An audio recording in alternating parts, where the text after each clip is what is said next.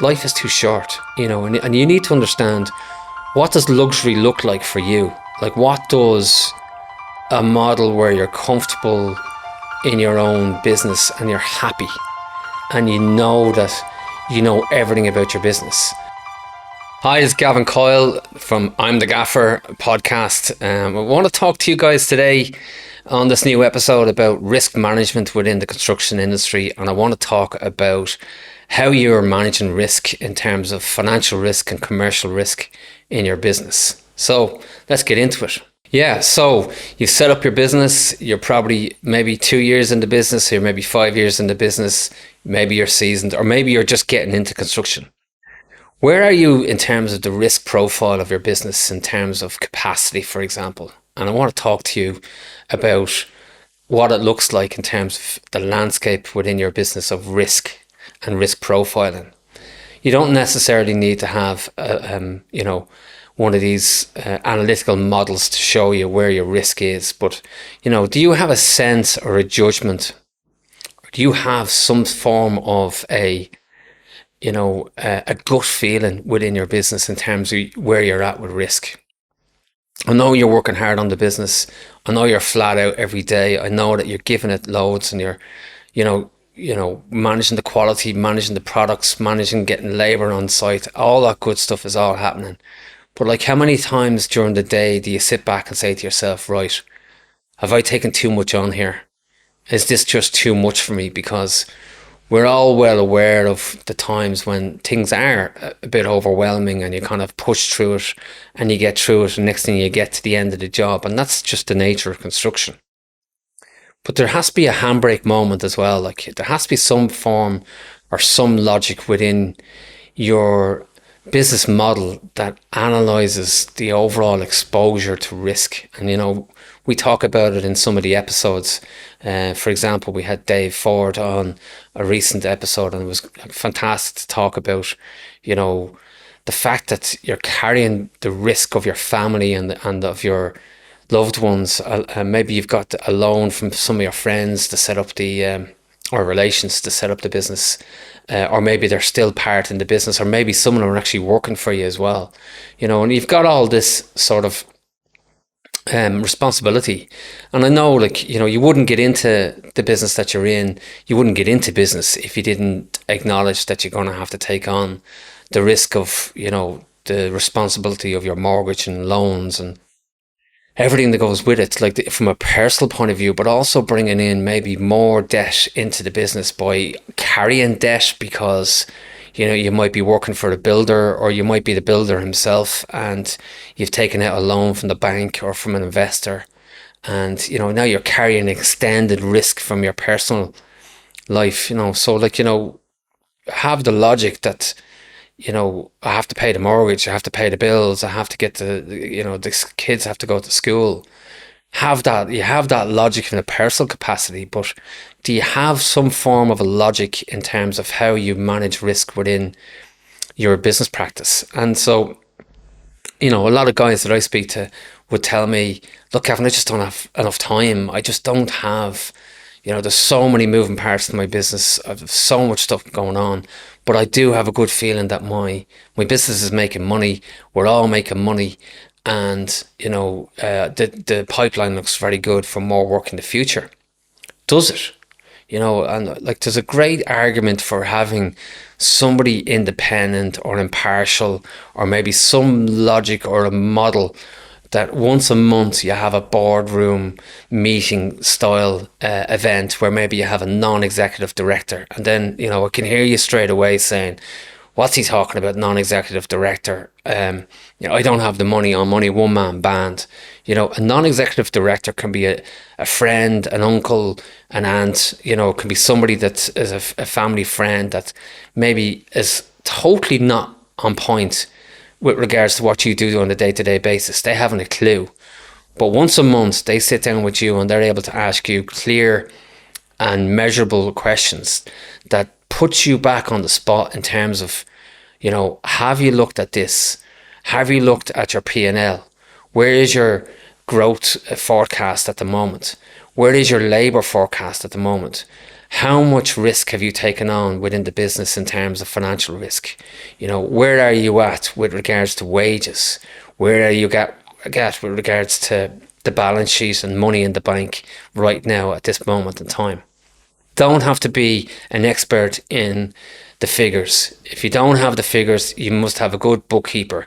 Have the bookkeeper there at the end of that month at that so-called, boardroom style meeting, and don't be feeling that you're beneath the sort of the boundary to have a boardroom style event once a month, and religiously stick to that, because it creates a situation where people are holding you accountable for the risk that you might be taking on in the business. And I, even from my own business point of view, like, I actually love being checked and challenged by other people, because it makes me more aware of what I'm actually doing within my own business. Am I assessing the risk of within my business? And I'm not just talking about safety, I'm talking about the commercial risk, I'm talking about the financial risk, I'm talking about the operational risk. Entirely, everything as a package. Are you looking at that in a way that, will bend and twist you in terms of where you're at? So questions like, how much labor have you at the moment? How much wages is going out? How much products did you buy in the last 60 days or 30 days? When was the last time that you paid yourself, for example? All of these different areas and ideas and questions, they all actually form what you're actually building is a strategic model for your specific business. And nobody can build that for you, only yourself. You're the only person who can actually dictate to what a strategy looks like within your business. So if you think that you can just pick up the phone and ring a business mentor, yeah, they have templates, tools that can help you, in terms of, getting some information down on a piece of paper. But ultimately, if you're running the ship and the way you run it, no one will run it better than the way you are running it. Now, you may need to make changes, and this is what the board meeting does every once a month. It makes you accountable for what you're doing, and it gives you the checks and balances to say, "Oh, right, I need to fix that within the next meeting, before the next boardroom meeting, because I am not going into that next boardroom meeting making me look like as if I haven't a clue about what's going on in the business." And it takes you out of business for a day or a half a day, that you actually have to just sort of say, right, I need the business to run on its own today because I have to be at this boardroom meeting. And don't make any excuses unless there's a catastrophic event or a serious family issue. You make that meeting, because you make that commitment to yourself, because other people are going to come to that meeting to make you a success for the business blueprint that you're developing for your business. And as you grow with this information, month on month, it starts getting easier. And actually, if it's a day-long event or a 4 to 5 hour event, it starts turning into a 3 hour event or a 2 hour event, and maybe it even gets down to 1 hour, because all of the legwork and all of the front loading of the information has all been dissipated, because all the questions have been asked that were all the confusing stuff in the initial stages. So, for any business, it doesn't matter, even if you're not in construction, you have to have some sort of a logic where you're, challenging, people are challenging you into what you're actually doing, and leave ego on the table or leave it outside the door, because, we're not looking for all the good, great news. We're looking to say, where's the risks? Where is something going to come up out of here and bite me? Do you have enough money in the bank if things go absolutely pear-shaped today? With the amount of jobs that you have on, and the amount of work that you've taken on, and the amount of labor that you've taken on, and all the products that you've had to buy, construction materials, and all the hiring of stuff. Where are you at with all that? Like, and I suppose the biggest thing is, well, are you comfortable with it? And you know, I don't think we don't talk about it enough. Like, are you comfortable sitting with that when you're going home in the van, and you know that there's commitments on the family side of things? Like, that's the real measure for me. Like, you know, am I going to have a conversation with myself that I need to probably not say anything to anybody because I'm just going to have to put my head down and work my way through this like the way I've worked myself through everything else? That's not a conversation that you need to have. The conversation you need to have is, I've just had a really strong board meeting with people that have held me accountable and I need to fix things. And I may need to make some dramatic moves like, you know, letting go some staff, maybe ringing a client and telling them, look, that job I was going to do for you, I can't do that job because I don't have the level of funding to fund that project. I don't have enough appetite for the risk that your job gives me. You don't have to get into specifics on it, but it's not a bad thing. And don't look at it as a shameful thing. It's not a bad thing to turn around to a client and say, I can't do that job for you because I simply am overstretched at the moment. And we don't do enough of it. You know, if you take one thing away from today and from this conversation, have that individual conversation. If you don't want to do the board style model, you know, you don't have to call it a board. You can call it a meeting. You don't have to call it a board meeting. But if you don't want to have those structured meetings, at least talk and have a conversation with your wife, with your partner, or whatever, and say, you know, I think we've taken on too much here, or I think we're just about at the limit of how much we can take on. And you'll know that yourself.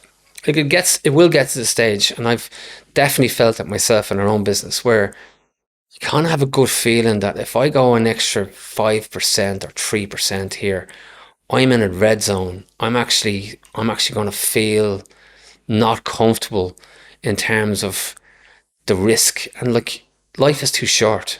You know, you're not probably one of the big, larger companies that can absorb risk and sort of, you know, have enough resources to overcome risk and kind of, you know, can bed themselves down for a year or two and then wait for things to recover. You don't have that luxury, you know, and you need to understand, what does luxury look like for you? Like, what does a model where you're comfortable in your own business and you're happy and you know that you know everything about your business? And we all know you know how to build a quality product, you know how to deliver a quality construction project. But do you know how to measure the capacity of risk within your business and make that in such a way that your conscious and your subconscious is comfortable that if something goes wrong, you have a parachute to get yourself out of trouble for the next 3 months or 6 months? You know, we always talk about, you know, a third of, you know, some of your money in cash flow, a third, you know, is money that you're invoicing out, and a third is money that you're waiting to come back in. You can mix it up whatever way you want, but at least have some sort of a benchmark of where your boundaries are, and where do you make that, where do you draw that line? And what does that line look like? And where's the bar for you? And it's brilliant because, you know, you don't necessarily have to either bring the same two people or the same person to that meeting with you. You know, bring in other people. You know, talk to other industry experts and say, hey, would you mind giving me an hour of your time? Just want to go through some of the projects that I'm working on, some of the profile that I've created for myself. I want to talk about just, you know, the ins and outs of the business and what it looks like for me at the moment in terms of what I'm trying to do. I just want to get a sense from you whether, you know, my risk profile of my business is a medium risk, a low risk, or whether you feel I'm in the red and I need to, you know, rethink about what I'm doing, because, you know, it's too late when we talk about it in one of the episodes. Like, by the time some construction for some reason seems to have this cataclysmic, catastrophic boom off the top of a cliff moment when it comes to construction companies going, they generally, they go so quick that there's no sort of indicating factors. And like, it fascinates me to even some of the larger companies. Now, obviously, you know, you could take a view that they know there's people in the organization knew that this company was going to go, and I understand that. But like, there is a lot of companies that go and it's just too late by the time they put on the brakes and say, oh my God, I'm in trouble. And then they bring in probably the wrong people and they're firefighting because they don't have a contingency or a crisis management plan moment. Look, I don't want to start getting into, words and phrases and sentences that are kind of, oh, he's going down a rabbit hole here. I just want to be simple. I just want to keep things basic. Yeah, I get that. But you also have an understanding of, I've got a mortgage here and I've got families and I've got employees and staff and I've got suppliers. I've got a lot of, responsibility on the table here. Do I have the risk management built into the model so that I can keep this going for the next couple of years? And should I have a situation where, someone doesn't pay me or they can't pay me or they're going to stretch me out for a couple of months, what does my forecast look like for the next 3 to 6 months? And, we had a great conversation recently where for some reason people seem to, point to their accountant as if the accountant is like nearly like a partner within the business or some sort of, nearly like a co-founder that, people fall into this trap that, oh, well, my accountant has this and my accountant does that. Your accountant does, very little for you in terms of your entrepreneurial journey. Yes, they're very good at producing a set of accounts, which is great because you need that to obviously interrogate and challenge your business. But they're not going to tell you what jobs to take on and what jobs not to take on. They're not going to say to you, by the way, yeah, you're in plumbing and heating. What are you doing installing solar panels now? Oh, well, it's all part of plumbing and heating. No, but you just done like, or you just done gas boilers, but now you're doing, solar panels, gas boilers, heat pumps, or if you're electrics, now all of a sudden you're doing CCTV and like, with the best will in the world, it's hard enough to do the one good thing that you're really good at, you're really, really good at, instead of spreading yourself thin and then, playing the whole, I just want to help people and I want to keep that client happy.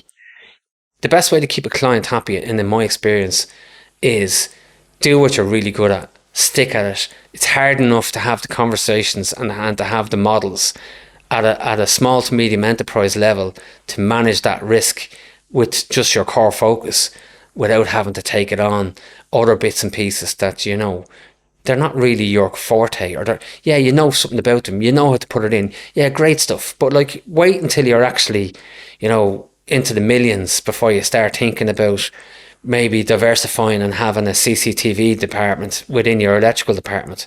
But when you're building and growing your business, it's all about risk management. And that's all we're talking about today. And I'd love you to sort of maybe have a conversations with people around you, people that you trust, people that are independent, that don't know what on the day-to-day that you're doing, but can hold you accountable once a week or once a month. It's up to you. This is Gavin Coyle. I'm the Gaffer podcast. Love having you as listeners. Please stay in touch. Link is in the description. We'd love to hear from you in the future.